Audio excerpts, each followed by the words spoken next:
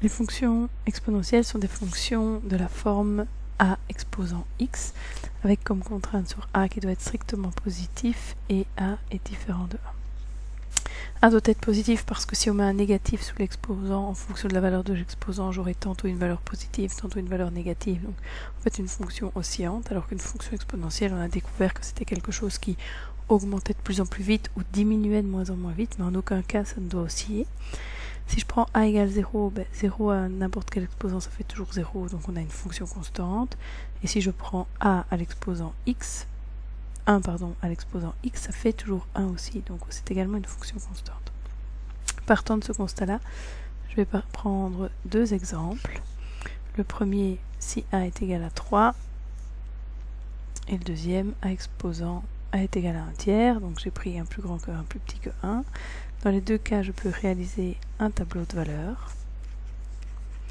Je vais prendre des exposants faciles de ce type-là. Et je vais calculer les différentes images.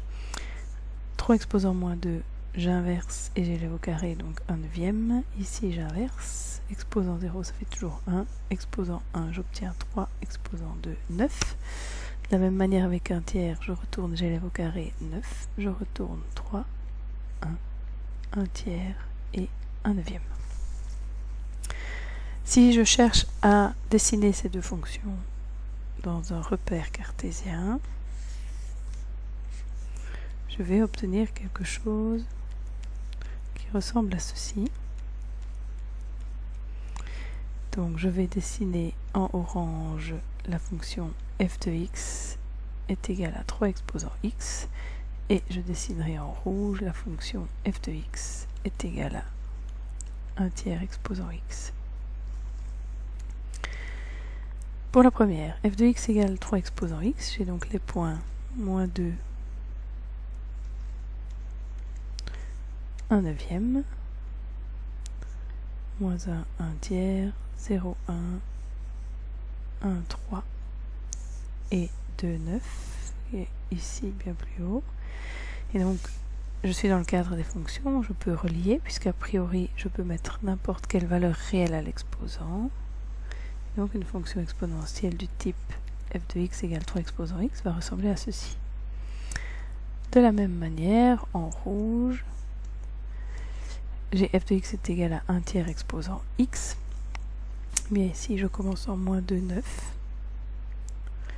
Puis moins 1, 3, 0, 1, 1 tiers, 2, 1 neuvième. Et donc la fonction 1 tiers exposant x va ressembler à ceci.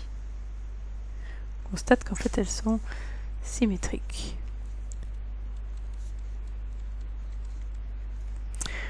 Si maintenant on réalise une petite étude, on voit que pour l'une comme pour l'autre, on peut mettre n'importe quelle valeur à l'exposant. Et donc le domaine des fonctions exponentielles, c'est l'ensemble des réels. L'ensemble image, donc on observe la fonction selon l'axe des y, et là on constate que les deux fonctions sont situées au-dessus de l'axe des x. Dans le tableau de signes, on voit que tous les résultats sont positifs, et en fait, un positif à n'importe quel exposant restera positif, et donc l'ensemble image, c'est l'ensemble des réels positifs différents de 0. On a un autre constat, c'est que les deux fonctions vont passer par 0, 1. Donc, toutes les fonctions exponentielles passent par 0, 1, puisqu'en fait, n'importe quoi à l'exposant 0, ça fait toujours 1.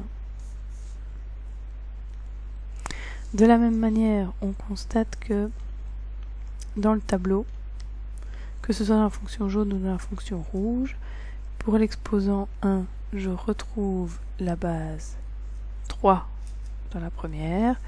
Dans la deuxième, pour la base 1, je retrouve le point 1, 1 tiers. Pour la base 1 tiers. Donc deuxième constat.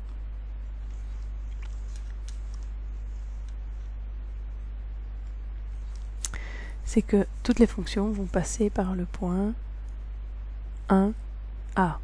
Donc dans ce cas-ci 1, 3. Dans celui-là, 1, 1 tiers. Et par 1, A, puisque tout simplement A exposant 1, ça fait toujours A quand je calcule son image. Donc on a parlé du domaine, de l'ensemble image ni l'une ni l'autre n'auront de racine. Tout simplement parce que ici, comme j'ai des bases strictement positives que j'élève à des exposants quelconques, ça sera toujours positif, on l'a dit là.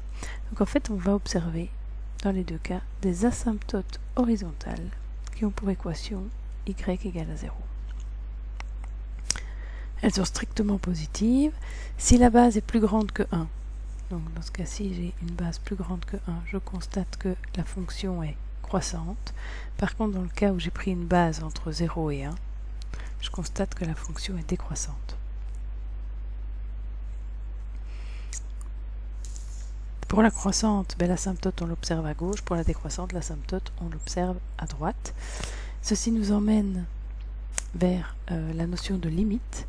Donc si on observe le graphique jaune, on constate que la limite, quand x tend vers plus l'infini, donc sur le graphique jaune, quand je vais de plus en plus vers la droite, la fonction monte de plus en plus.